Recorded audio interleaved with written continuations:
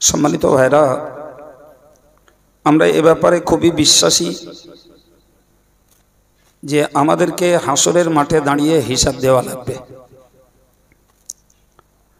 কোরআন শরীফে আল্লাহ বলেছেন, ইয়াওমা নাহশুরুল মুত্তাকিনা ইলার রহমানি ওফদা ওয়া নাসুকুল মুজরিমিনা ইলা জাহান্নামা বিরদা।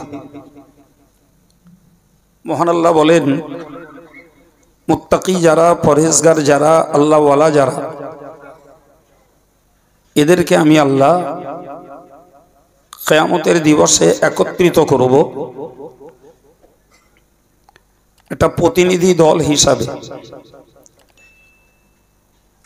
আর অপরাধী যারা, এদেরকে হাঁকিয়ে নিয়ে যাব জাহান্নামে উপনীত করার জন্য। দুটি আয়াত থেকে আমরা স্পষ্ট বুঝতে পারি যে দিনদার, ইমানদার, পরহেজগার যারা, তারা কিয়ামতের দিনে আল্লাহ পাকের কাছে আদর পাবে, কদর পাবে। পক্ষান্ত যারা অপরাধী, মুজরিম, তারা জাহান্নামে উপনীত হওয়ার জন্য বিতাড়িত হবে। আমরা ইমানদার মুসলমান, কোরআন বিশ্বাসী সম্প্রদায়। সুতরাং কোরআনের কোনো কথাকে উপেক্ষা করা একজন ইমানের দাবিদার মানুষের পক্ষে কখনো সমীচীন নয়। কারোর যদি বুঝতে ঘাটতি থাকে সেটি ভিন্ন জিনিস, কিন্তু বোঝার পরে সেটাকে অবিশ্বাস আর অস্বীকার করা, এটা কখনো ইমানদারের পক্ষে সম্ভব নয়। কোরআন শরীফে আল্লাহ বলেছেন, ওমতাজুল ইয়াউমা আইয়ুহাল মুজরিমুন। কিয়ামতের দিনে অপরাধীদেরকে নেককার থেকে পৃথক করা হবে। আজকের বাস্তব পৃথিবীতে নেককার আর অপরাধী, দিনদার আর দিনহারা, সব রকমের মানুষের মেলামেশা মিশ্রিত একটা সমাজ ব্যবস্থা। আবার বলছি, দিনদার আর দিনহারা, নেককার আর বদকার, সব রকমের মানুষের মেলামেশা একটা সমাজ ব্যবস্থা, যেটাকে আমরা নিজেরা উপভোগ করছি, উপলব্ধিতেও রয়েছে। আমি যত বড় আল্লাহওয়ালাই হই, সামাজিক জীবন ব্যবস্থাতে আমাকে কোনো বিভাগীয় বদকার মানুষের সঙ্গে আমার ওঠা বসা, লেনদেন, মিলমিশ হতেই পারে এবং হয়ে আছে। অস্বীকার করা। আমি একজন নামাজি, কিন্তু কার্যক্ষেত্রে আমাকে বেনামাজির সঙ্গেও মিশতে হয়। আমি একজন হালাল রোজগারের মানুষ, কিন্তু পর্যায়ক্রমে আমাকে হারাম রোজগারকারী আর একজন মানুষের সঙ্গে লেনদেন আছে। আমি একজন আল্লাহওয়ালা, কিন্তু অবস্থার শিকার হয়ে আল্লাহ ভোলা মানুষের সঙ্গেও আত্মীয়তার মেলবন্ধন তৈরি হচ্ছে। আমার এই কথাগুলো আপনাদের কাছে মনে লাগছে, মনে খাটছে, হ্যাঁ না বলেন ভাই? তাহলে এই যে পার্থিব সমাজ ব্যবস্থায় আমরা সব রকমের মানুষ একাকার হয়ে গেছি, কিন্তু কিয়ামতের দিনে এই একাকারিত্ব চলবে না, বরং বিচারের এজলাসে দাঁড়ালেই আল্লাহ নেককার আর বদকার দুটি গোষ্ঠীকে আলাদা করে দেবেন। তাহলে এ থেকে বুঝতে পারা যায়, দুনিয়াতে যার সঙ্গেই যার দহরম মহরম, একাত্মবোধ, যার সঙ্গেই যার হরিহর আত্মা, অত্যন্ত মেলবন্ধন, এটি পার্থিব সমাজের একটা প্রচলন, প্রথা মাত্র। কথা বোঝাতে পেরেছি? কিন্তু কিয়ামতের দিনে এই মেলবন্ধন, এই সম্পর্ক, এই অবিচ্ছেদ্য প্রীতি ভালোবাসার বিনিময়ে কেউ রেহাই পাবে না, বরং বিচারের পূর্বেই আল্লাহ বদকারদেরকে নেককার থেকে আলাদা করে দেবে। এটা একটা ব্যবস্থাপনা। তো যারা বদকার স্বাভাবিকভাবেই তারা অপ্রস্তুত। তারা জানতো পৃথিবীতে পীর সাহেবের সঙ্গে, পীরজাদার সঙ্গে, মৌলানা সাহেবের সঙ্গে, মুফতি সাহেবের সঙ্গে আমার গভীর সম্পর্ক ছিল। তাহলে এই সম্পর্কের সূত্রে আমি কিয়ামতের দিনে কোনো ফ্যাসিলিটি আল্লাহ পাকের কাছে পাবো,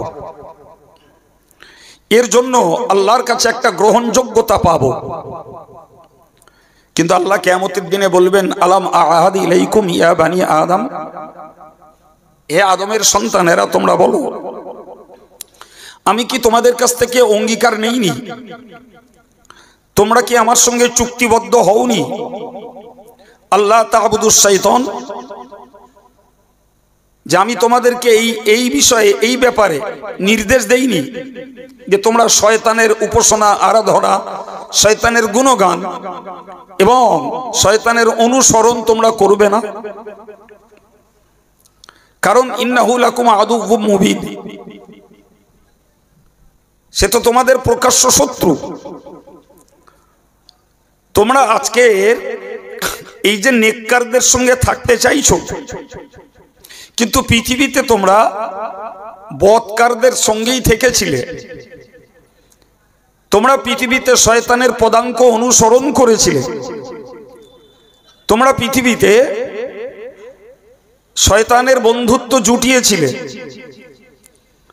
ফলে তোমরা নেককারদের সঙ্গে বাহ্যত মিশলেও গুণগতভাবে, কার্যগতভাবে নেককারদের সঙ্গে তোমাদের কর্মের, তোমাদের আচরণের, তোমাদের ভাষার, তোমাদের চালচলনের মিল ছিল না। ঠিক না ভুল? অথচ এক সমাজে, হয়তো এক পরিবারে, এক গ্রামে, এক মহল্লার মানুষ আমরা, অথচ দুই শ্রেণীর মানুষের মধ্যে রয়েছে চরিত্রগত একটা বিরাট পার্থক্য। আল্লাহ বললেন, আমি তো বলেছিলাম ও আনিবুদুনি হাযা সিরাতুম মুস্তাকিম, তোমরা আমার ইবাদত করো। এটাই হলো সরল, সহজ, সঠিক রাস্তা। সুবহানাল্লাহ বলেন।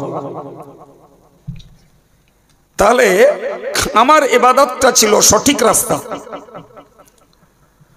আমার নির্দেশ মানাটাই ছিল তোমাদের জন্য নিরাপদ রাস্তা, আমার হুকুমের গোলামিটাই ছিল তোমাদের জন্য নাজাতের রাস্তা।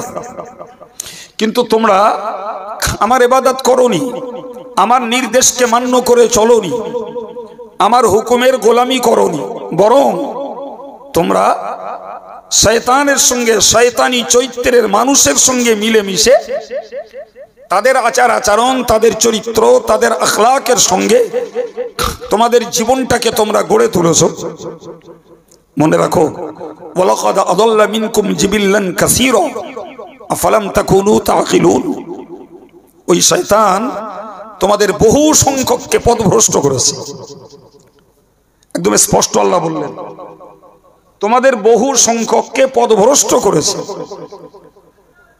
এরপরেও তোমরা বোঝোনি, এরপরেও তোমরা তার চক্রকে ধরতে পারোনি, এরপরেও তোমরা তার প্রতারণার জাল বিস্তার করছে। তোমরা সেই জালে, সেই ফাঁদে বন্দী হলে কেমনে? আচ্ছা বলেন, আজকের আমরা কম্পিউটার যুগের লোক, সবাই সচেতন, কনসাস, সতর্ক ব্যক্তি।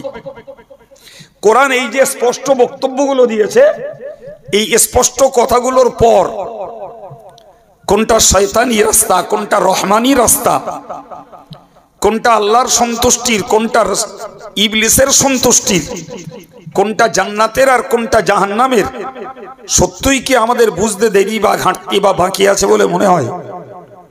একটু বলবেন বাবা। মাথা নেড়ে অনেকে বলছেন না,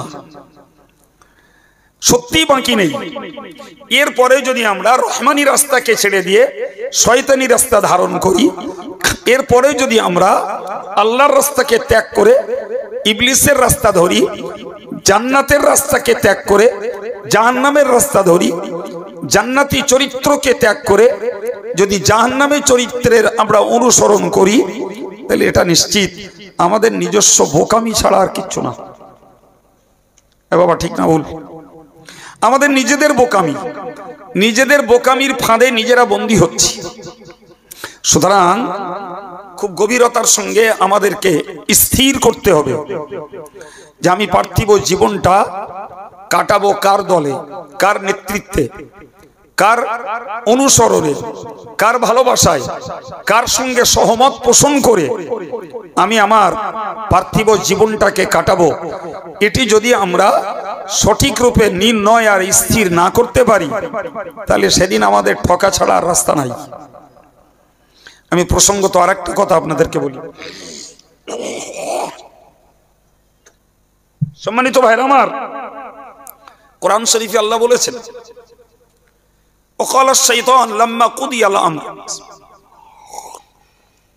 কিয়ামতের দিনে যখন ফয়সালা হয়ে যাবে, তো ফয়সালা হয়ে গেলে পরে জান্নাতীরা জান্নাতে, জাহান্নামীরা জাহান্নামে।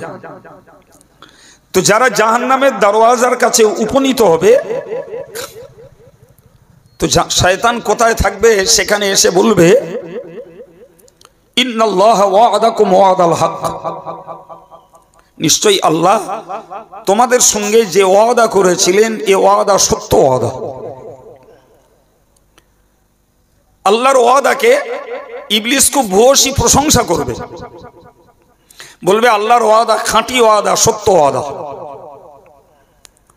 তো মানুষগুলো, জাহান্নামমুখী মানুষগুলো, জাহান্নামের জন্য নির্বাচিত ওই আসামিগুলো তখন বলবে, আরে ইবলিস, তুই তো আমাদেরকে ওয়াদা করেছিলি যে আমাদেরকে জাহান্নাম থেকে তুই বাঁচাবি, তো এখন বলছিস যে আল্লাহ তার ওয়াদা পূরণ করে আমাদেরকে জাহান্নাম দিয়েছেন, অথচ তথ্য বক্তব্য ছিল তুই জাহান্নাম থেকে বাঁচাবি।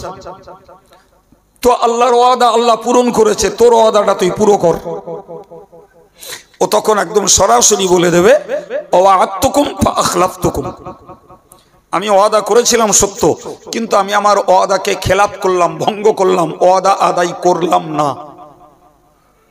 বা অন্য অর্থে, আমি আমার ওয়াদা দিয়েছিলাম মিথ্যা ওয়াদা, আমি আমার ওয়াদা আদায় করতে সক্ষম নই। নাউজুবিল্লাহ বলেন, আর একটু জোরে বলেন। ভাই, গোটা মুসলিম আমজনতা, কি নারী কি পুরুষ, যারা ইবলিসের চক্রে পড়ে, ইবলিসের ফাঁদে পড়ে, যারা নিজেদের জীবনযাত্রা, ধর্মনীতি, রাজনীতি, সমাজনীতি, অর্থনীতি, যারা পারিবারিক নীতি ইবলিসের ট্র্যাডিশন অনুযায়ী যারা চালাচ্ছে, ভাই কিয়ামতের দিনে এদেরকে এই চূড়ান্ত ঠকা ঠকতে হবে। আর ওই কথাটা আল্লাহ কোরআনে উল্লেখ করে দিয়েছেন আমাদেরকে সজাগ করার জন্য। সুবহানাল্লাহ বলেন।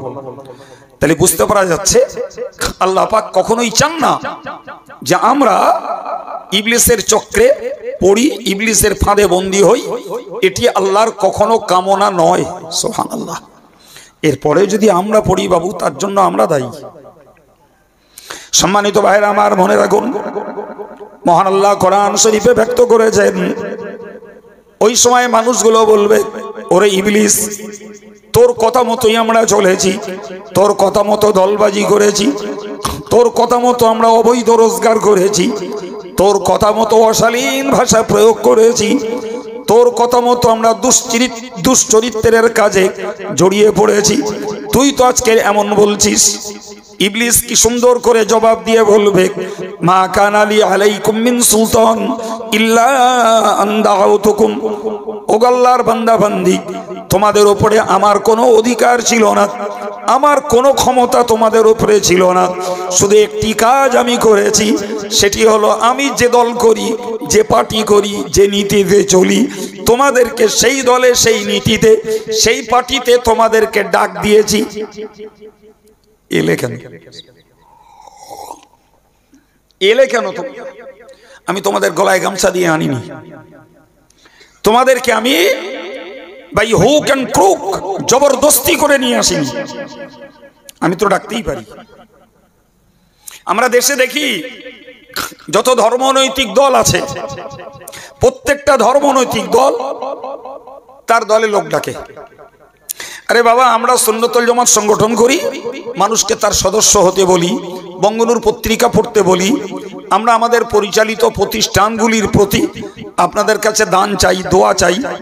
আমরা নতুন কোনো প্রতিষ্ঠান গড়তে গেলে সেখানেও আপনাদের পূর্ণ সহযোগিতা আমরা কামনা করি। না একটাও ভুল বলছি নাকি? সব তো আলোর মতো। এখন বিরাট অংশ মানুষ আলহামদুলিল্লাহ তারা আমাদের সংগঠনের সদস্য, বঙ্গনুর পত্রিকা পড়ে, তারা আমাদের কাজের সহযোগী ভাই। আবার অনেক মানুষ আছে যারা আমাদের ব্যক্তিগতভাবেও সমালোচনা করে, সংগঠনের বিরোধিতা করে, বঙ্গনুর পত্রিকাটাকেও সিলসিলার বিরোধী বলে আখ্যায়িত করে। নানান ভাবে রুচির মন্তব্য এক একজন মানুষের রয়েছে, তার মানে তারা আমাদের সমর্থক নয়। খুব স্পষ্ট কথা। তো আমরা কি তাদেরকে গলায় গামছা দিয়ে জোর করে, জবরদস্তি করে আমাদের দলে, আমাদের কাজে মানাতে পেরেছি বাপ? হ্যাঁ না বলেন? আমরা আমাদের কাজ করছি। জি, কার কখনো স্বার্থে ঘা লাগছে, তিনি আমাদের কাজের পাশ থেকে সাইড হচ্ছে। আবার কেউ কখনো কোনো ভালো দিক মনে করে আমাদের কাজের সঙ্গী সাথীও হচ্ছে। এটাই বাস্তবে দেখে আসছি। পৃথিবীতে যত রাজনৈতিক দল রয়েছে, প্রত্যেকটা রাজনৈতিক দলেরও একই সিস্টেম, যে যখন জার্সি পাল্টায় ভাই, তো যে দল থেকে পাল্টে আর এক দলে ঢুকেছে, এ দলটাকে কবরে আর শ্মশানে দেয়, আর ওই দলটার গাছ পানি দেয় ওরে জ্যান্ত করার জন্য। এটাই সিস্টেম। জি, সে বলো নিজে ছিল আগে ওই দলে, আজকে জার্সি পাল্টে আর এক দলে ঢুকেছে, সেটার ব্যাপারে সে এখন তুঙ্গে প্রচার করছে এবং তার হয়েই তার জীবন দিতে, তার জন্য মিথ্যা কথা বলতে, তার জন্য মিথ্যা প্রতিশ্রুতি দিতে, তার জন্য মদ খেতে, তার জন্য লোকের মদ বিতরণ করতে, তার জন্য মারদাঙ্গা করতে কোনোটাতেই পিছায় না। দেশের লোককে তারা ডাকছে যে এসো, বর্তমানকালে এই দলটা ভালো। বাবু, তাহলে ধর্মনীতির লোকেরাও ধর্মের পথে ডাকছে, রাজনীতির লোকেরাও রাজনীতির পথে ডাকছে। এরপরে যাওয়া না যাওয়া আমাদের সিদ্ধান্ত। জি, এ ব্যাপারে ডিসিশন ইজ ওন ডিসিশন, সিদ্ধান্ত আপনার নিজেরই, অন্য কারোর না।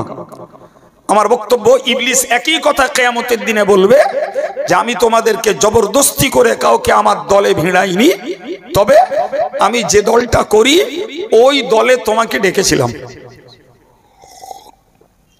তুমি এলে কেন? এসেছো যখন তোমার নিজস্ব সিদ্ধান্তে, তাহলে আজকের দিনে নতুন করে কথা বলার আর কিছু নেই।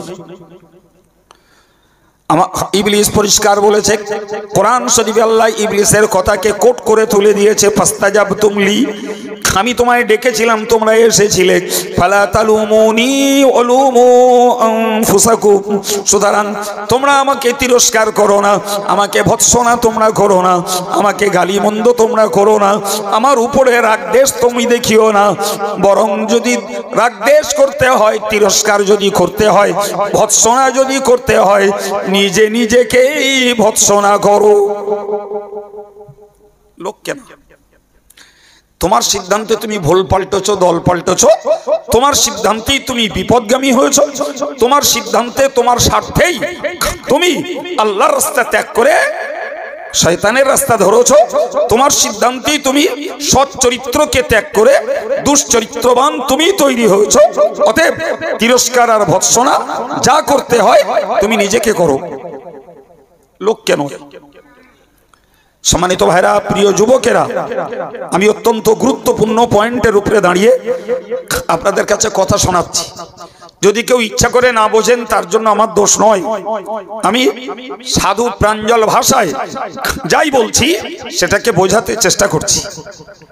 ভাই, জাহান্নামীদের ব্যাপারে কোরআন শরীফে একটা কথা উল্লেখ রয়েছে, কলু, জাহান্নামীরা বলবে, লাউ কুন্না নাসমাউ আও নাকিলু মা কুন্না ফি আসহাবিস সাঈর, নিজেরা বলা বলি করবে, হায় হায় কাকে দোষ দেবো, কাকে দোষ চাপাবো? লাউ কুন্না নাসমাউ, আমরা যদি পৃথিবীতে আলেমদের কথা শুনতাম, আও নাকিলু এবং তাদের কথাগুলোকে যদি বুঝতাম, কাজে লাগাতাম, মা কুন্না ফি আসহাবিস সাঈর, তাহলে আজকের দিনে আমরা উত্তপ্ত আগুনের বাসিন্দা তথা জাহান্নামী আমরা হতাম না। আজকে জাহান্নামী হয়েছি, উত্তপ্ত আগুনের বাসিন্দা আমরা হয়েছি, অন্য কোনো কারণ নয়। কারণ একটাই, আমরা হাক্কানি আলেমেরা, কিতাব কোরআন বোঝা আলেমেরা যা বলেছিল তার উপরে আমরা আমাদের মাতব্বরি, আমরা আমাদের নিজস্ব বুঝকে প্রাধান্য দিয়ে আলেমদের কথাকে উপেক্ষা করেছিলাম। ফলে আজকে যা রেজাল্ট, যে ফলাফল আমাদের জন্য হয়েছে, এর জন্য অন্যকে দায়ী করা যাবে না, এর জন্য দায়ী আমরা। সম্মানিত ভাইরা আমার, সেদিন আফসোস করে পরিতাপ করে আর তো কিছু ভালো ফল হবে না। সুতরাং দিনদার ইমানদার আল্লাহওয়ালা যারা, এদেরকে ভাবতে হবে এরা নিশ্চিত ধর্মীয় দৃষ্টিকোণ থেকে এরা কোরআন হাদিস আলেম ওলামাদের কথার অনুসরণ করছে। পাশাপাশি এদেরকে মনে রাখতে হবে সামাজিকভাবে, রাজনৈতিকভাবে, পারিবারিকভাবে আমাদের জীবনযাত্রার প্রত্যেকটা পয়েন্টে পয়েন্টে আমাকে আলেমদের রাস্তাটা কি ধারণ করতে হবে, তবে আমরা আল্লাহর কাছে দায়িত্ব মুক্ত হতে পারবো, স্বাভাবিকভাবে বলা যায়। এখন যদি আলেম মিসগাইড করে, আলেম যদি ভুল পথে কাউকে পরিচালিত করে, সেটাও তো বিপজ্জনক। তো সেটা না হয় সেকেন্ড স্টেজে দেখা যাবে। ফার্স্ট স্টেজ অন্তত দুনিয়ার ক্ষেত্রে আমাদেরকে মৌলিকভাবে আলেমদের কথাকে মান্যতা দেওয়ার মন একটা তৈরি করতে হবে। সেকেন্ড স্টেজে ভাববো যে আলেমটাকে মানছি, সে আলেমটা সাধু সজ্জন নেককার আল্লাহওয়ালা দিনদার কিনা, সেটা ভাবার বিষয়। পরের স্টেজে দেখা যাবে। আশ্চর্য ব্যাপার, ইবলিস পরিষ্কার সেদিন জাহান্নামীদের লক্ষ্য করে বলবে, জি দেখো সত্য কথা হলো এটা, মা আনা বিমুসরিখিকুম ওমা আনতুম বিমুসরিখিয়া, আমি আজকে তোমাদেরকে বাঁচাতে পারবো না, আর তোমরাও আমাকে বাঁচাতে পারবে না। এটা পরিষ্কার কথা। অতএব সবাই মিলেমিশে চলো জাহান্নামে যাই। এরপরে করার কি আছে ভাই? আমি বলিনি কথাগুলো কোরআন শরীফে আল্লাহ পাক স্পষ্ট জানিয়েছেন 13 পারার সূরা ইব্রাহিমের ভিতরে। সম্মানিত ভাইরা আমার, আমি আপনাকে বিনয়ের সঙ্গে বলবো, মনে রাখুন, আমি আলোচনা শুরু করেছিলাম আপনাদেরকে কিয়ামতের দিনে নেককার বদকারকে পৃথক করে দেয়া হবে, এবং সে দুনিয়াতে যত সুসম্পর্ক থাক না কেন, এই সম্পর্কের সুবাদে হাসরের দিনে রক্ষা কারোর হবে না। বরং মনে রাখতে হবে আমাকে, আমি পার্থিব জীবনযাত্রায় যার সঙ্গেই মিশি না কেন, যদি তার আখলাক, তার আদাত, তার আমল, তার আচরণ আমার জীবনে যদি বাস্তবায়িত করতে পারি, সেটাই হলো আমার জন্য হাতিয়ার, আমার জন্য ওটাই অবলম্বন।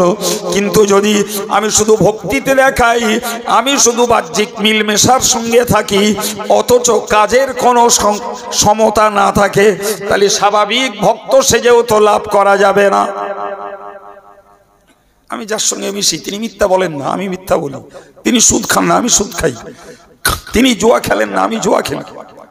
তিনি মদের সাপোর্ট দেন না, আমি মদের সাপোর্ট দিই।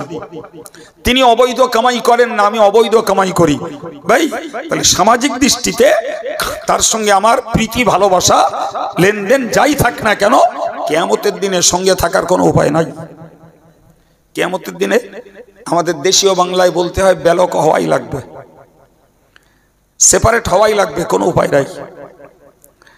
সম্মানিত ভাইরা আমার, মনে রাখুন, এই জন্য আল্লাহর কোরআন বলেছে, আল আখিল্লাউ ইয়াউমাইযিন বা'দুহুম লিবা'দিন আদুউন ইল্লাল মুত্তাকিন। আমার আল্লাহ পাক কোরআন শরীফে বলেন, আল আখিল্লাউ ইয়াউমাইযিন বা'দুহুম লিবা'দিন আদুউন।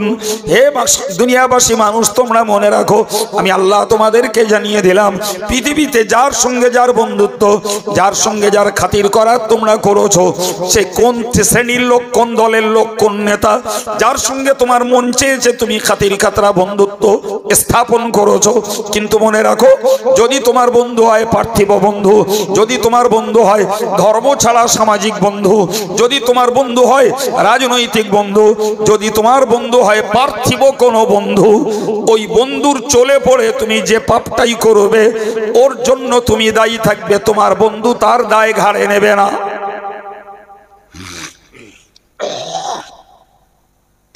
তোমার বন্ধু ও দায় ঘাড়ে নেবে না। ভাই খুব রহস্যজনক কথা, দায়িত্ব ঘাড়ে নেবে না, ওজন আল্লাহ বললেন তোমার ওই বন্ধুটা হবে তোমার শত্রু। এটাই তো আশ্চর্যের ব্যাপার, যে আমার বন্ধু আল্লাহ বলছেন সেই হবে তোমার শত্রু। তুমি ভেবে চিনতে বন্ধুত্ব পাতাও, ভেবে চিনতে তুমি সখ্যতা, প্রীতি, ভালোবাসা এবং তোমার আত্মনিবেদন কারুর কাছে সমর্পণ করার আগে তুমি ভাবো যে ওই বন্ধুটা দুনিয়াদার কিনা, ওই বন্ধুটা দিনদার কিনা। যদি দিনদার হয় তাহলে তোমার লাভ, যদি দুনিয়াদার হয় তাহলে তোমার জন্য খুব খুব ভয়ঙ্কর বিপদ অপেক্ষা করছে।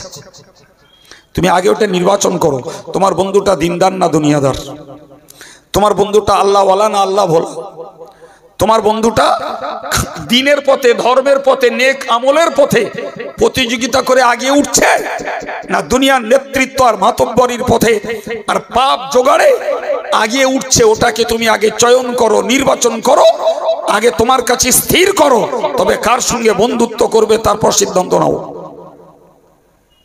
ভাই আমাদের অধিকাংশ মানুষের এই জাতীয় ভাবনা চিন্তা আর সিদ্ধান্ত নেওয়ার মতো অবকাশটুকু নেই। যেভাবে স্রোত চলছে আমরা সেদিকেই ভেসে যাচ্ছি। আমরা দেশীয় বাংলায় একটা কথা বলি, যেভাবে পড়ে পানি ওইভাবে ধরো ছাতি।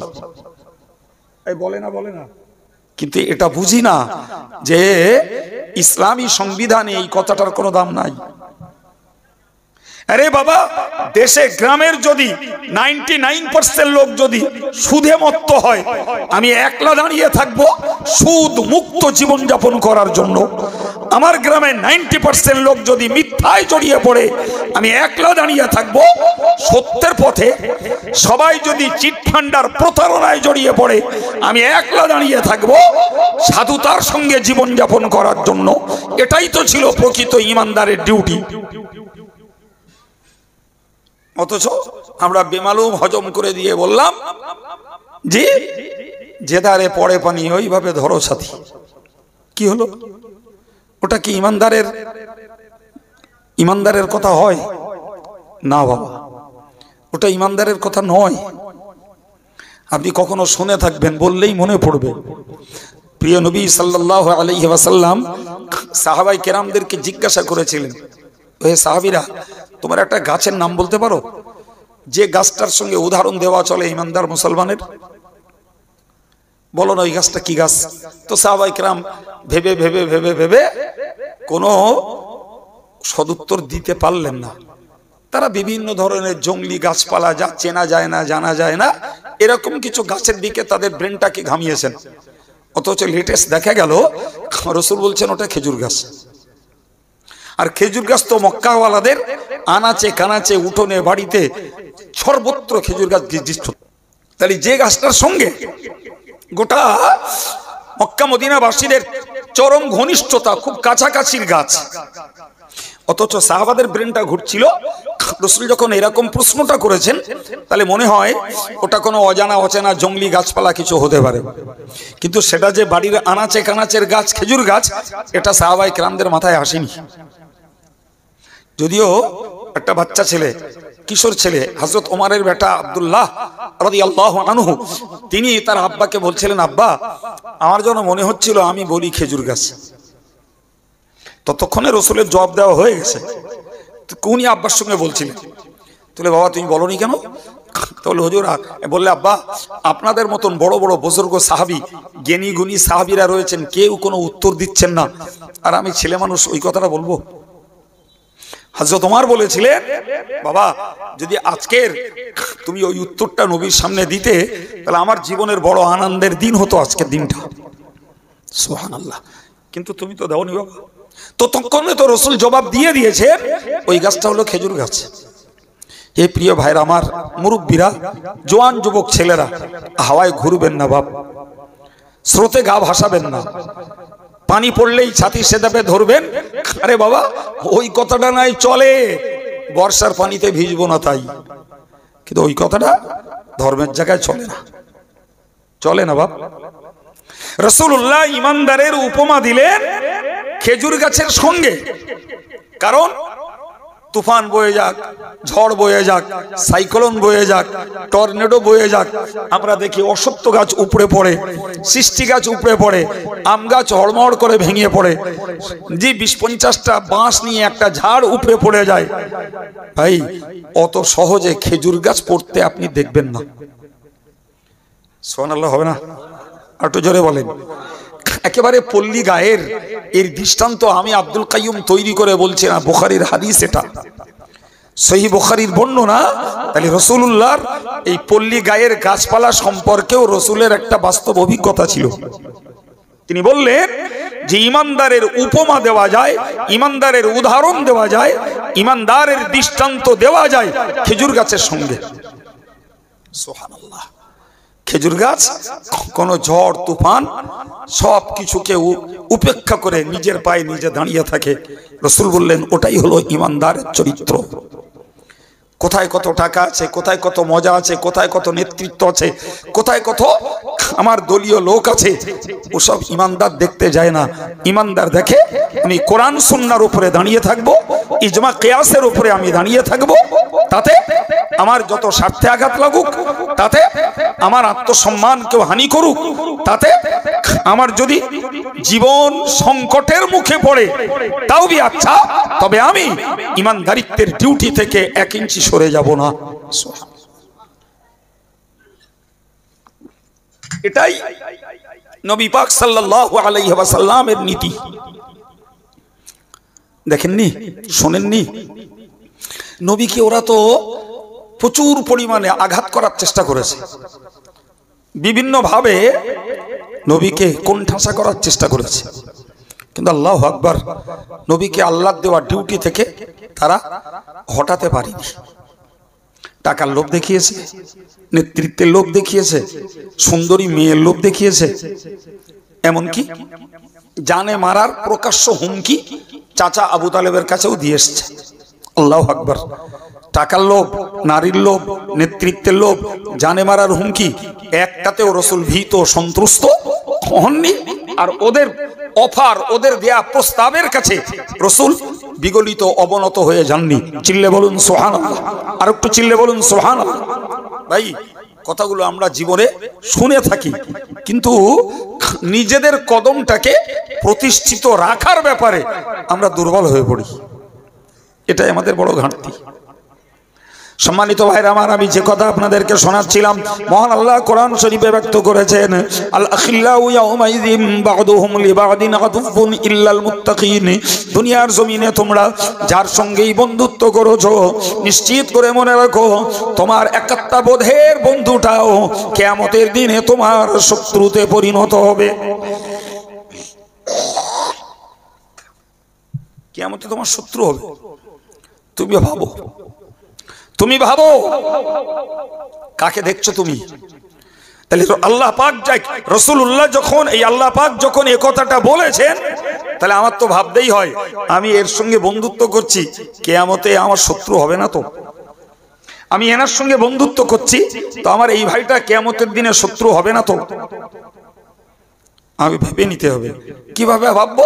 আমি পরিষ্কার দেখে নেবো যে আমি ওনার চলে পড়ে দুটো পাপ করছি, ওনার পাল্লায় পড়ে আমি 5টা দুর্নীতির কাজ করছি।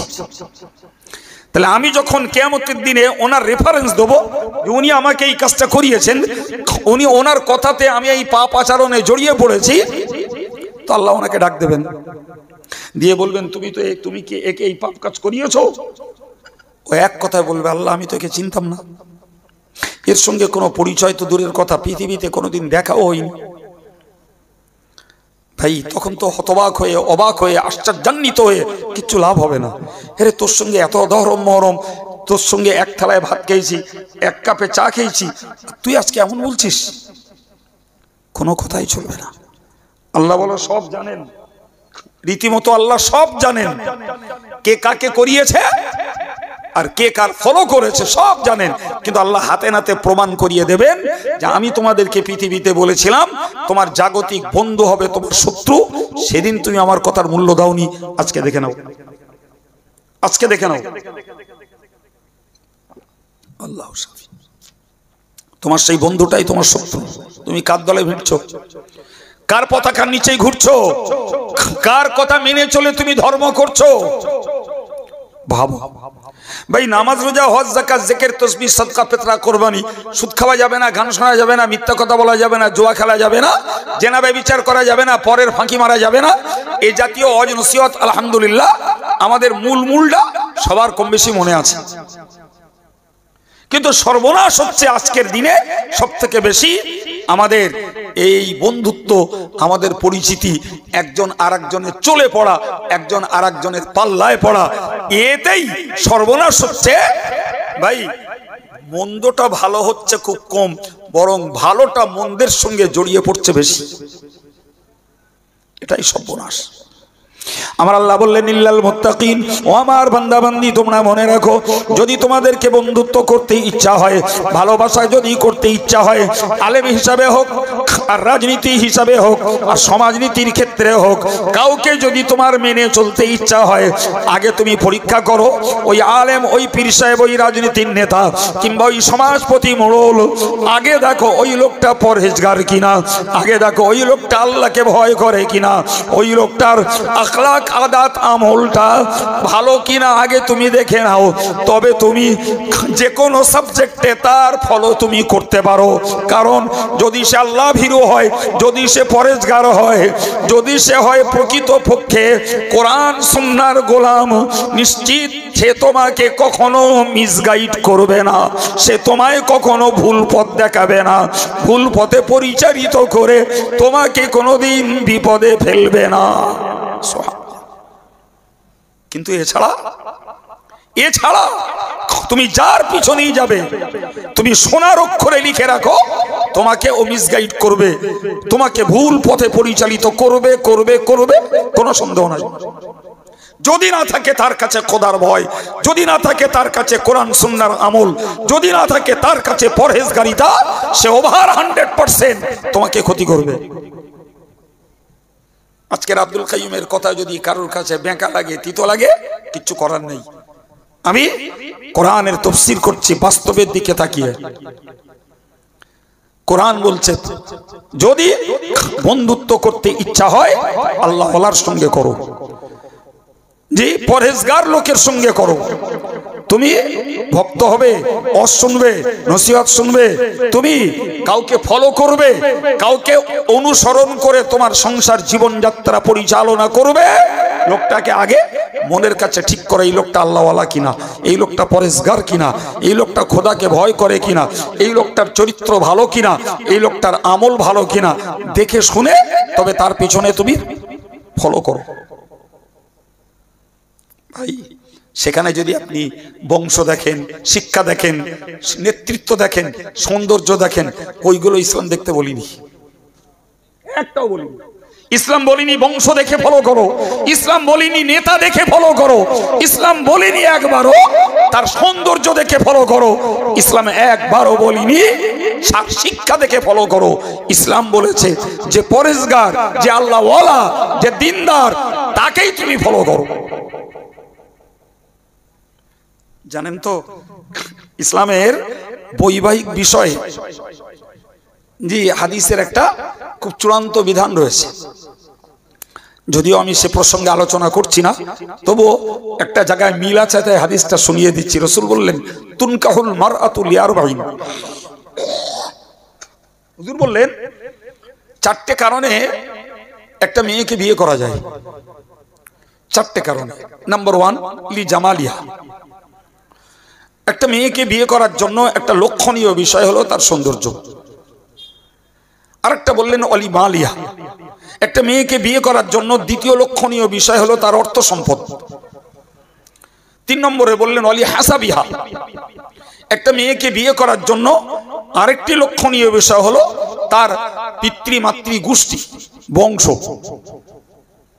যেটা বিশ্বাস করুন আজকের যুগে আর এর কোনো মূল্যায়ন নেই, কিন্তু আগেকার বুড়ো বুড়ো টাইপের লোক যারা মুরব্বী, তারা বলো ছেলে মেয়ে দেখতে গেলে আগে বংশের খোঁজ নিত।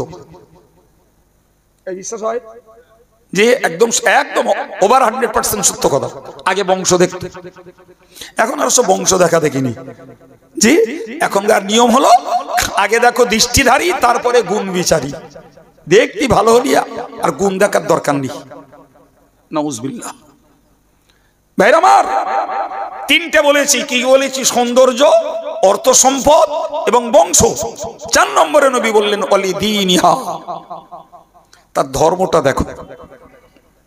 কি দেখো? তার ধর্মীয় চরিত্র, ধর্মীয় আখলাক, আমলটা কিরূপ ওটা দেখো। 4টে কথা নবী বললেন। 4টে কথা বলার পরে শেষেরটাই বলেছেন ধর্ম দেখতে। হুজুর বললেন ফাজফুর বিজাতিদ দ্বীন, জি ওই সফলতা লাভ করো, বা ফাসফারা বিজাতিদ দ্বীন, ওই লোকটাই সফলতা লাভ করলো যে লোকটা একটা দিনদার, একটা ধার্মিকা মেয়েকে বিয়ে করলো। সুবহানাল্লাহ হবে না? জি। তাহলে রাসূল 4টে গুণের কথা বলেছেন, কিন্তু প্রাধান্য দিলেন কোনটাকে? তাড়াতাড়ি বলেন।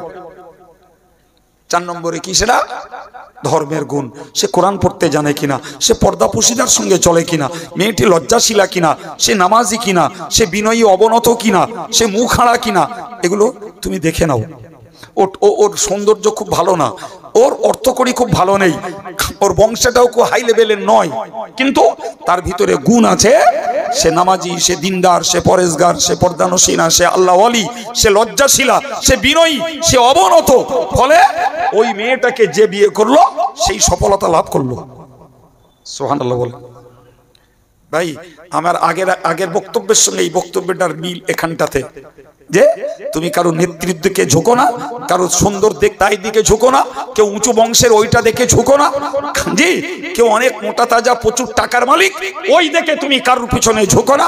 দেখো সে পরেশগার কিনা, সে আল্লাহ ওয়ালা কিনা, সে কোরআন সুন্নাহর সঙ্গে নিজের জীবনটা চালায় কিনা। ভাই বড় দুঃখের সঙ্গে বলতে হয়, আজকের বর্তমান পৃথিবীতে এই জাতীয় বিষয়গুলির মূল্যায়ন নেই। ভুল বলছে মনে হচ্ছে? ওরে বাবা, আমি আব্দুল কাইয়ুম কথা বলছি, জি আমার কথা যারা অশোনা, আমার অশোনা অভ্যাস আছে, তারা খুব মাশাআল্লাহ ভালোই বুঝতে পারছেন, জি কারণ আমার অজ কাটা কাটা কজ স্পষ্ট কথা। সুতরাং যাদের শোনা অভ্যাস তারা এক চান্সে বুঝবেন, যারা নতুন শুনতে বসে তাদের একটু বাধা বাধা লাগে, আবার 2-1 বার শুনলে সহজ হয়ে যায়, জি কিন্তু এটা নিশ্চিত জ্ঞানীরা বলবেন। আমি 1 ঘন্টা কথা বলছি বাবু, এই 1 ঘন্টায় একটা অশ্রাব্য ভাষা, একটা অশালীন ভাষা, একটা অসাধু ভাষা আমি ব্যবহার করেছি মনে হয়, কোরআন হাদিসের বাইরে একটা কথা বলেছি বলে মনে হয়, জি এটি সবার কাছে অ্যাকসেপ্টেড নয়, সবার কাছে চয়েসফুল নয়, কিন্তু এইখানে একটা শিল্পী এনে তুলে দেন, দাম তার 15,000, জি গজলের বাহারে বাজার মাত করে দিচ্ছে, যুবক আর যুবতী রাস্তার উপরে জাম করে দাঁড়িয়ে যাবে। বিশ্বাস হয়? ওটাই আজকে এই সবার যারা পরিচালক, এক শ্রেণীর সভায় ওই শ্রেণীর বক্তা, শিল্পী, গায়কগুলোই বেশি গ্রহণযোগ্য। কাইয়ুম সাহেব যতই জ্ঞান চর্চা করুক, যতই ব্রেন অপারেশন করুক, যতই মানুষকে আল্লাহওয়ালা হওয়ার জন্য সংবিধানের কথা আলোচনা করুক, এটির তুলনায় ওই গায়কের গজল, শিল্পীর গজল এক দলের কাছে বেশি প্রিয়। ঠিক বলছি না ভুল বলছি? জি চিন্তা নেই, এদের মরতে হবে, চিন্তা নেই।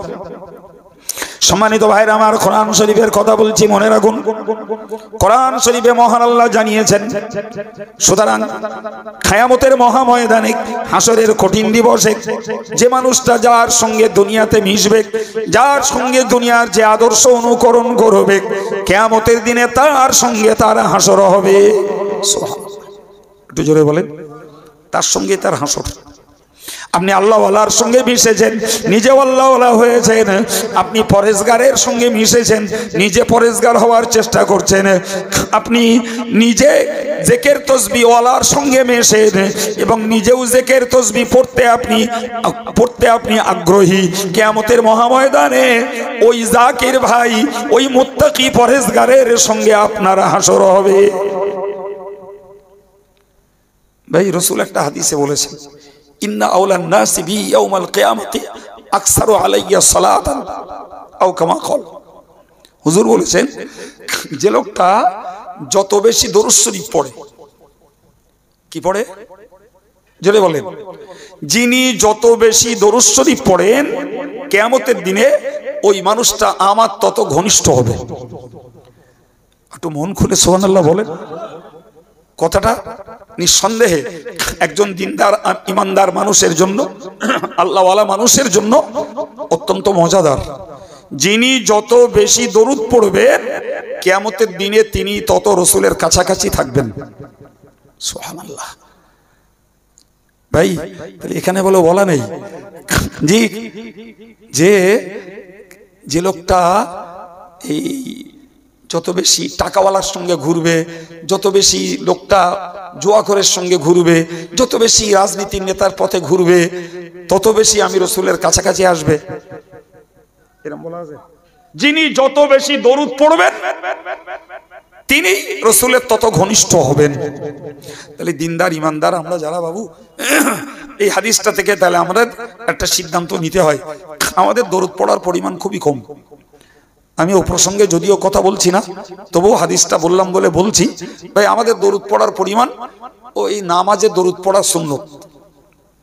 শেষ বৈঠকে আত্তাহিয়াতু পড়ার পরে দরুদ শরীফ পড়া নামাজের মধ্যে সুন্নত করা আছে।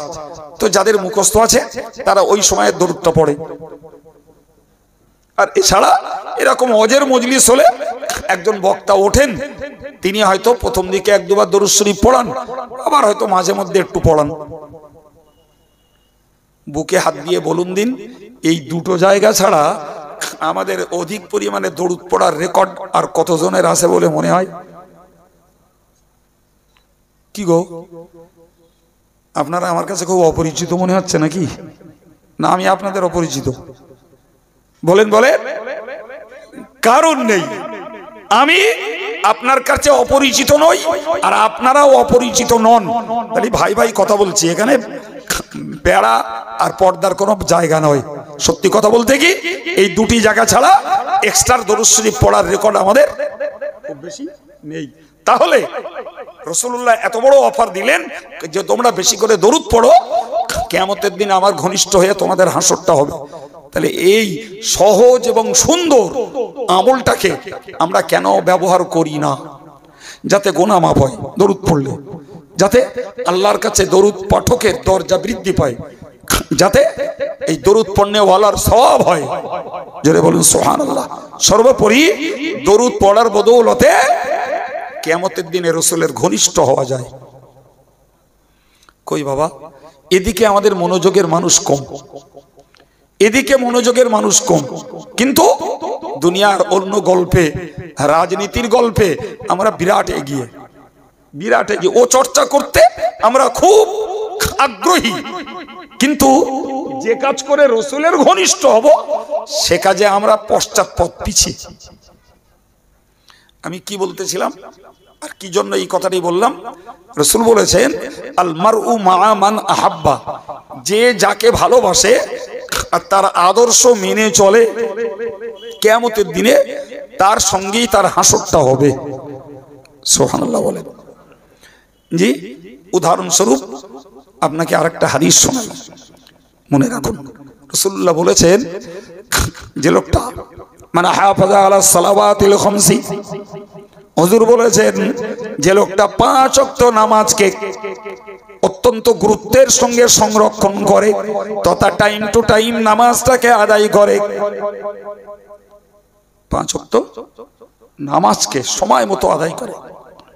হুজুর বলেছেন ও সাহাবীরা তোমরা মনে রাখো যে নারী যে পুরুষ 5 ওয়াক্ত নামাজকে সংরক্ষণ করে, সময় মতো আদায় করে, কানাত লাহু নূরান ওয়া বুরহানান ওয়া নাজাতান ইয়াউমাল কিয়ামা। সুবহানাল্লাহ। আল্লাহ পাকের হাবিব বললেন ওই নামাজ, সেই নামাজির জন্য কিয়ামতের ময়দানে হবে নূর, আলো। ওই নামাজ নামাজির জন্য হবে তার কাছে প্রমাণ স্বরূপ। ওই নামাজ নামাজির জন্য হবে তার কাছে নাজাতের হাতিয়ার। তাহলে এক নামাজ তার জন্য নূর, নামাজ তার জন্য দলিল, নামাজ তার জন্য নাজাতের মাধ্যম। সুবহানাল্লাহ বলেন। আল্লাহু আকবার। তাহলে কিয়ামতের দিনে যদি জ্যোতিতে চলতে হয়, কিয়ামতের দিনে যদি নাজাত পেতে হয়, কিয়ামতের দিনে আল্লাহর কাছে নাজাত পাওয়ার জন্য কোন প্রমাণ যদি নিতে হয়, কি করতে হবে বাবা? জোরে বলেন মাশাআল্লাহ। শুধু নামাজ পড়তে হবে না, হাদিসের শব্দ এসছে হাফাজা। হাফাজার মানে হলো নামাজকে সংরক্ষণ করা, জি, সময় মতো তাকে আদায় করা, যত্নের সঙ্গে আদায় করা, মনোযোগের সঙ্গে আদায় করা। অপরদিকে বললেন ওমাল্লাম ইউহাফিজ আলাইহা, যে লোকটা নামাজকে যত্ন নেবে না, নামাজকে সংরক্ষণ করবে না, নামাজটাকে মনোযোগের সঙ্গে পড়বে না, লাম ইয়াকুল্লাহু নূরান, তার জন্য কিয়ামত হবে অন্ধকার, আলো তার কাছে থাকবে না, ওরা বুরহানান, তার কাছে কোনো প্রমাণ কিছুই থাকবে না, ওয়ালা নাজাতা ইয়াউমাল কিয়ামাহ, এবং কিয়ামতের দিনে আল্লাহর কাছে তার নাজাত নাই। প্রিয় ভাই, আমি এই পর্যন্ত হাদিসটা যা বলেছি আমার আগের আলোচনার সঙ্গে এই হাদিসের মিল নাই, কিন্তু হাদিসের শেষ অংশে বলা আছে ওই লোকগুলো যারা নামাজকে সংরক্ষণ করবে না, ওই লোকগুলোর হাসর হবে মা ফিরাউনা ওয়া হামানা ওয়া কারুনা। আমার আল্লাহ পাকের নবী বলেছেন তার হাসর হবে ফেরাউনের সঙ্গে, তার হাসর হবে হামানের সঙ্গে, তার হাসর হবে কারুনের সঙ্গে।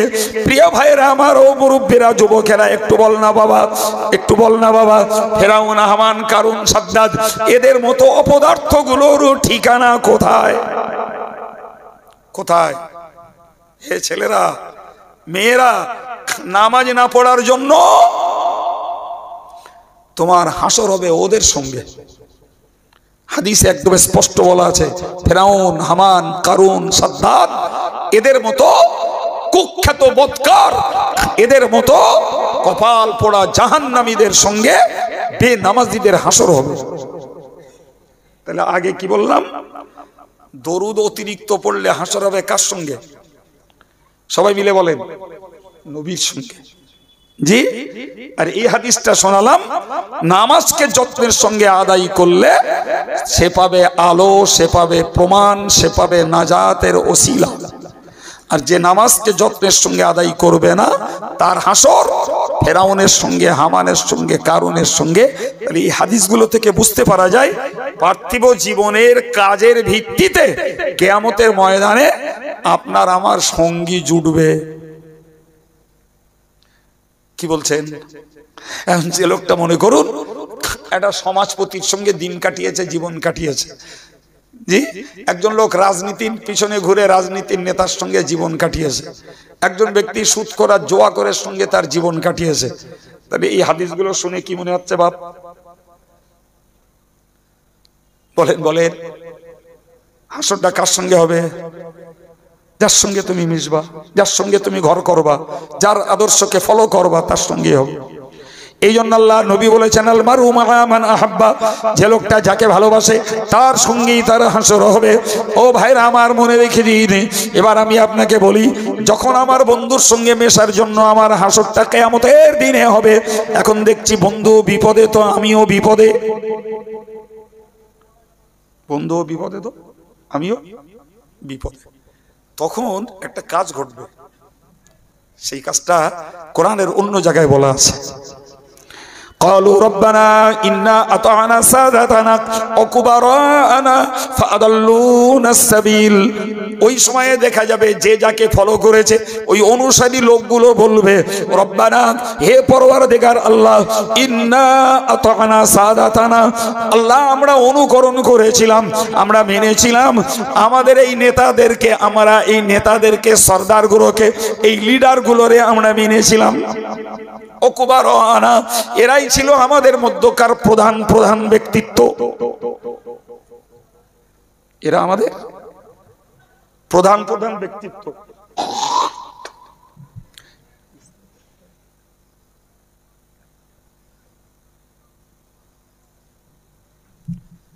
কি বললাম বাবু? একদম কোরআন বলছে, আমি বলি নাই রে বাবা। কোরআন শরীফের সূরা আহজাবের শেষ অংশের দিকে আল্লাহ বললেন, এরা বলবে ইন্না আতানা সাদাতানা, আমাদের সরদার, আমাদের লিডার, এদেরকে অনুসরণ করেছিলাম। ওকুবারানা, আমাদের দলের প্রধান প্রধান ব্যক্তিত্ব যারা, আমরা তাদেরকেই মেনে চলতাম। এখন দেখতে পাচ্ছি ফাদাল্লুনাস সাবিল, তারাই আমাদেরকে বিভ্রান্ত করেছে, তারাই আমাদেরকে পথভ্রষ্ট করেছে, তারাই আমাদেরকে মিসগাইড করে ভুল পথে পরিচালিত করে আমাদের বিপদগামী করেছে। কি সর্বনাশ! একদম স্পষ্ট কোরআনের বক্তব্য।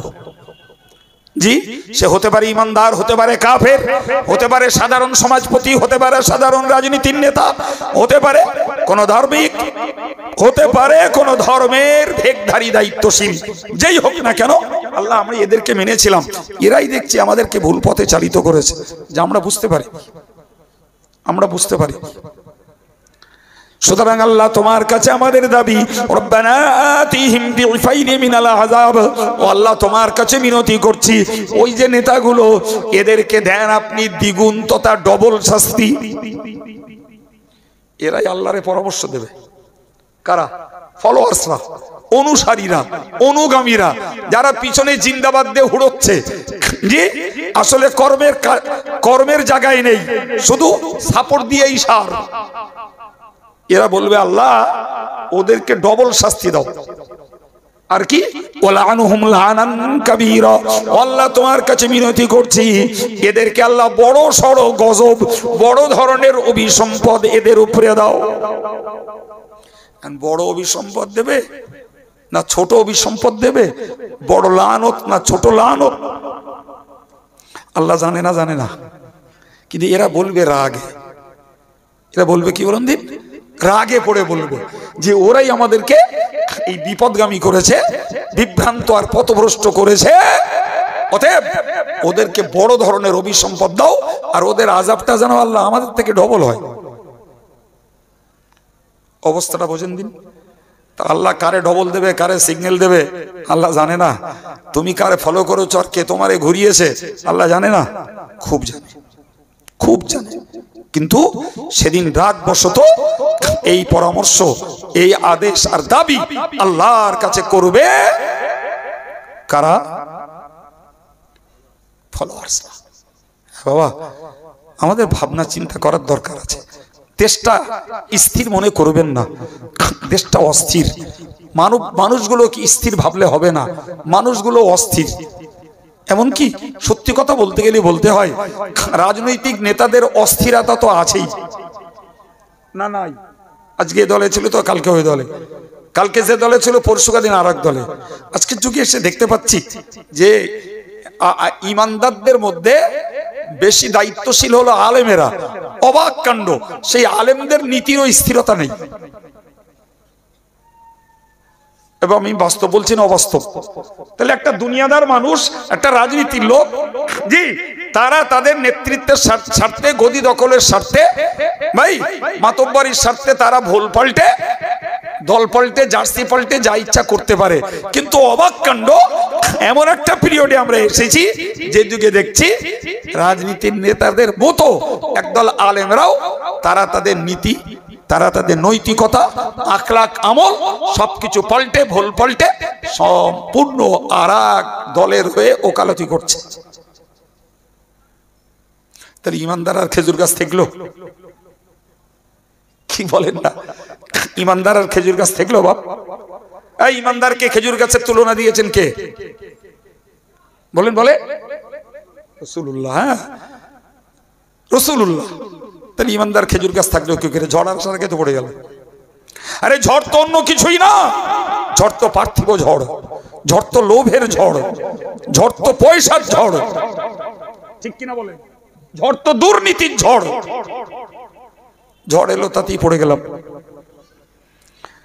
আপনি অবাক হয়ে যাবেন, কোরআন শরীফে এই ব্যাপারে এত মারাত্মক কথা বলা আছে, শুনলে আশ্চর্য লাগবে। কিয়ামতের দিনে ওই ফলোয়ার্সরা, ওই অনুসারীরা, তারা আল্লাহকে বলবে, আমি কোরআন পড়ে শোনাচ্ছি আপনাকে, আপনি বুঝবেন। কোরআন শরীফের 24 পারার 18 রুকুতে আল্লাহ স্পষ্ট করে জানিয়েছেন, ওয়াকালাল্লাযীনা কাফারু রব্বানা আরিনাল্লাযাইনি আদাল্লানা মিনাল জিন্নি ওয়াল ইনস। কিয়ামতের মহাময়দানে হাসরের কঠিন দিবসে ওই ফলোয়ার্সরা বলবে, অনুসারী লোকগুলো বলবে, আদল ও রব্বুল আলামিন আল্লাহ, যে সমস্ত মানুষেরা আর যে সমস্ত জেনেরা আমাদেরকে পথভ্রষ্ট করেছিল। এ থেকে বুঝতে পারা যায় জিন শয়তানরাও মানুষকে পথভ্রষ্ট করে, শুধু মানুষ করে না, জিন শয়তানরাও। জোরে বলেন কি বলেছি? হ্যাঁ রে বাবা, শুধু আমাদের না রে বাপ। আল্লাহর কোরআন জানিয়েছে, কাযালিকা জাআলনা লিকুল্লি নাবিয়্যিন আদুওয়ান শায়াতিনাল ইনসি ওয়াল জিন। কি বললে? কাযালিকা জাআলনা লিকুল্লি নাবিয়্যিন আদুওয়ান শায়াতিনাল ইনসি ওয়াল জিন্নি। প্রত্যেকটা নবীর বিরুদ্ধে মানব শয়তান যেমন ছিল তার যুগে, ততই বছর প্রত্যেকটা নবীর বিরুদ্ধে জিন শয়তানও ছিল। ভাবা যায়? কোথাকার কথা বলছি বাপ? রবীন্দ্রনাথের কবিতা পড়ছি আমি না নজরুলের? কোথাকার কথা বললাম? কোরআন শরীফের 8 পারার 1 পেজে একদম প্রথম পৃষ্ঠাতেই আল্লাহ বলেছেন যে মানুষের একটা শ্রেণী শয়তান আর জিনের একটা শ্রেণী শয়তান, তারা নবীদের দুশমনী করেছে। আচ্ছা বলেন বাবা, যদি নবীদের দুশমনী জিনের একটা অংশ আর মানুষের একটা অংশ করে থাকে, তাহলে আমাদের পিছনে সেই জিন শয়তান আর মানুষ শয়তান আছে না নেই?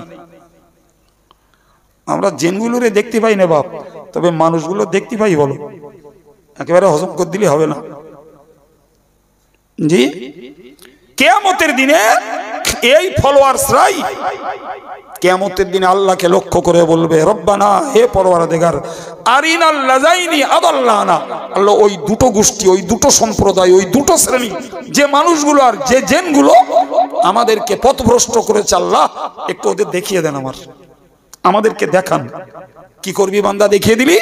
পরিষ্কার কোরআন বলছে, নাজআলহুমা তাহতা আকদামিনা। আল্লাহ ওই দুটো গোষ্ঠীরে পায়ের তলায় ফেলে মারাবো। কোরআন খুলুন, যে কোনো আলেমের কাছে বলুন যে কাইম সাহেবেরা মজ করেছে, কোরআনে আছে কিনা? নাজআলহুমা তাহতা আকদামিনা, আমাদের পায়ের নিচে ওদেরকে রেখে ওদেরকে পালিশ করব, পেশাই করব, ওদেরকে মারাই করব। লিয়াকুনা মিনাল আসফালিন, যাতে ওই জিন শয়তান আর ওই মানব শয়তান ওরা যেন সর্বাপেক্ষা নিচে, একদম পায়ের নিচেই পদদলিত, লাঞ্ছিত আর অপদস্থ হয়।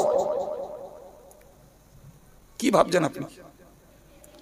সুতরাং এক্ষেত্রে আমাকে ভাবতে হবে আমি কার পিছনে ঘুরবো, আর আমাকে তাকে ভাবতে হবে আমি কাকে আমার পিছনে ঘোরাবো।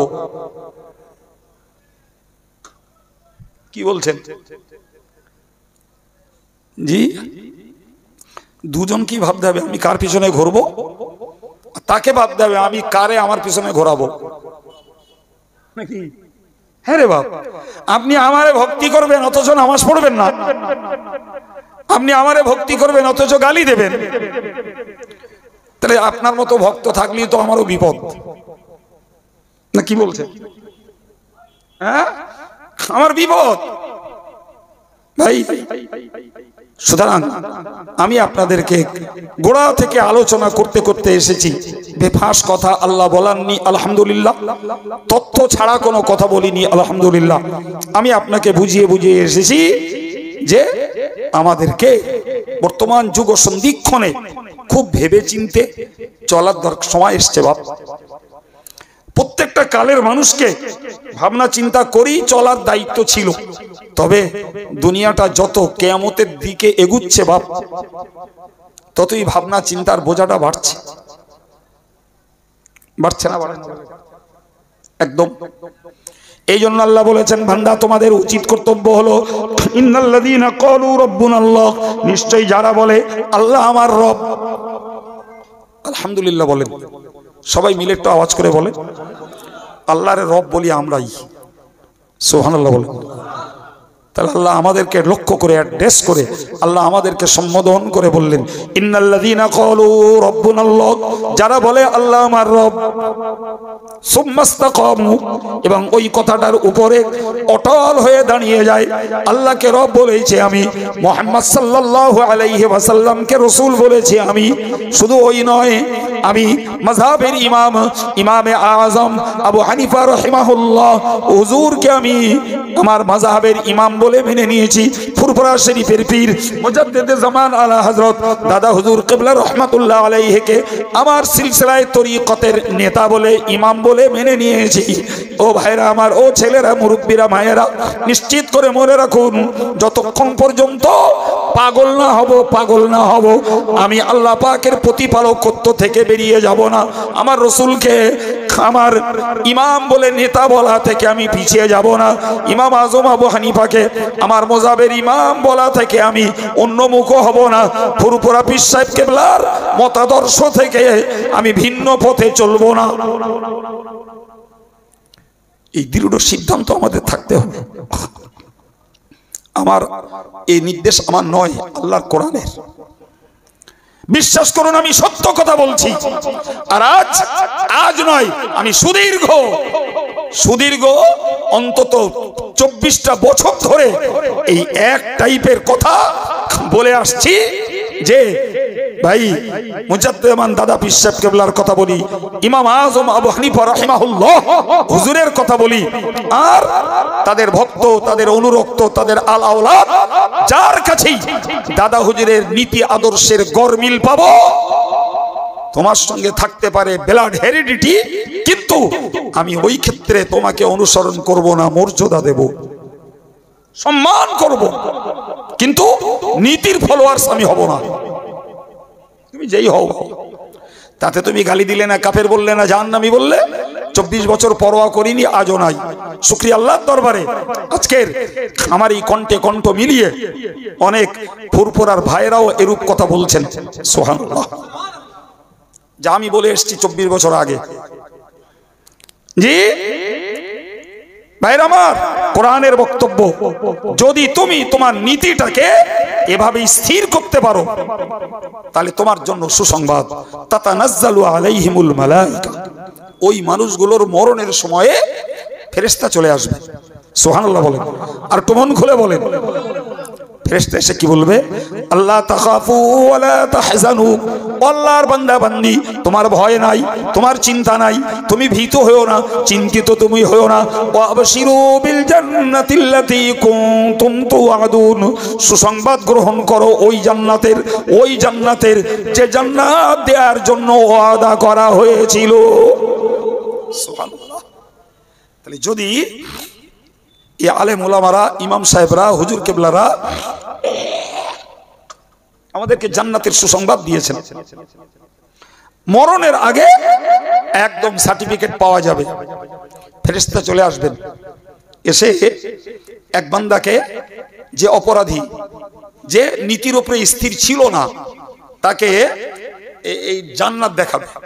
বললে, বান্দা, তোর জন্য এই জান্নাত ছিল, কিন্তু তুই দুর্নীতিগ্রস্ত হয়েছিস, তুই কোরআন সুন্নাহর বিরোধী আমল করেছিস, বিনিময়ে আল্লাহ পাক এই জান্নাতের পরিবর্তে তোকে এই জাহান্নাম দেবেন। ও দেখে নিল। এরপর একজন দিনদার, ইমানদার, আল্লাহওয়ালা এবং নীতির উপরে প্রতিষ্ঠিত, আমলের উপরে প্রতিষ্ঠিত, হকের উপরে প্রতিষ্ঠিত মানুষকে আল্লাহর ফেরেশতা দেখাবেন, বান্দা, তোর জন্য এই জাহান্নাম ছিল, আল্লাহ পাক তোর একনিষ্ঠ নীতি আর আমলের বিনিময়ে তোকে আল্লাহ এই জাহান্নাম থেকে বাঁচিয়ে এই জান্নাত তোকে দান করবেন। তবে ওই কথাটা না মানুষ আর বলে যেতে পারে না, আল্লাহ পাক তার বাক শক্তি তার আগে সিজ করে নেয়, তার কথা বলার শক্তিকে রহিত করে দেয়, দিয়ে তারপরে দেখায়। ভাই, যদি মানুষ ওইরূপ কথাটা বলে যেতে পারতো, তাহলে মানুষের মাঝে ব্যাপক ধরনের আলোড়ন সৃষ্টি হতো। কেউ গর্ব করত যে আমার বাপ জান্নাতি, কেউ গর্ব করে বলতো তোর বাপ জাহান্নামী। হ্যাঁ না বলেন? জি, আলহামদুলিল্লাহ, আমাদের আজকের এই মাহফিলের মধ্যমণি ফুরফুরা শরীফের আওলাদ মুজাদ্দিদে জামান হুজুর এসেছেন। তিনি তার উদ্যত কণ্ঠের আলোচনা করবেন। আমার মাইক ছাড়ার সময় হয়ে এসেছে, তার আসার অপেক্ষায় আমি অপেক্ষমান। একবার প্রাণ খুলে দরুদ শরীফ আল্লাহুম্মা সাল্লি আলা। সঙ্গীতে এসেছে নাকি না হুজুর আসবে সরাসরি? কখন সঙ্গীতে এসেছে ওরা জানবে কি করে? একটু কলেমা জিকির করেন, লা ইলাহা ইল্লাল্লাহ, লা ইলাহা ইল্লাল্লাহ, লা ইলাহা ইল্লাল্লাহ, লা ইলাহা ইল্লাল্লাহ, লা ইলাহা ইল্লাল্লাহ মুহাম্মাদুর রাসূলুল্লাহ। আল্লাহুম্মা সাল্লি আলা।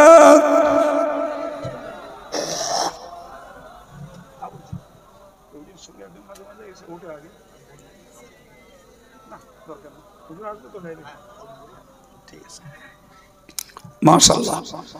তো আলহামদুলিল্লাহ, আমি যে কথা বলতেছিলাম যে তাহলে মরার আগে জান্নাত দেখে মরা যাবে, তবে আল্লাহ ওই জিনিস কাউকে বলে যেতে দেন না। বললে মানুষের মধ্যে আলোড়ন সৃষ্টি হতো, মানুষের মধ্যে ফিতনাবাজি তৈরি হতো।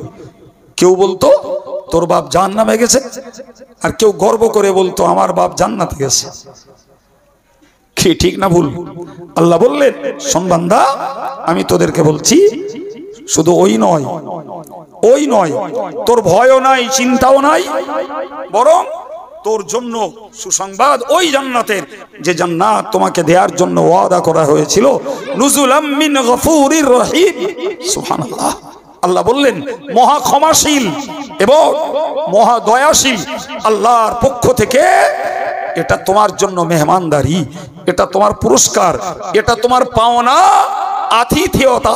সুবহানাল্লাহ। তাহলে জান্নাতটা হলো ইমানদার মুসলমানদের জন্য আল্লাহর পক্ষ থেকে মেহমানদারি, আল্লাহর পক্ষ থেকে আপ্যায়ন। কিন্তু তার জন্য আমাদের দরকার জীবনের স্থিরতা, জীবনের একনিষ্ঠতা। তার জন্য আমাদের দরকার আমাদের জীবনের কোরআন সুন্নাহর উপরে একদম প্রতিষ্ঠিত আমল। সুবহানাল্লাহ বল। সম্মানিত ভাইরা আমার,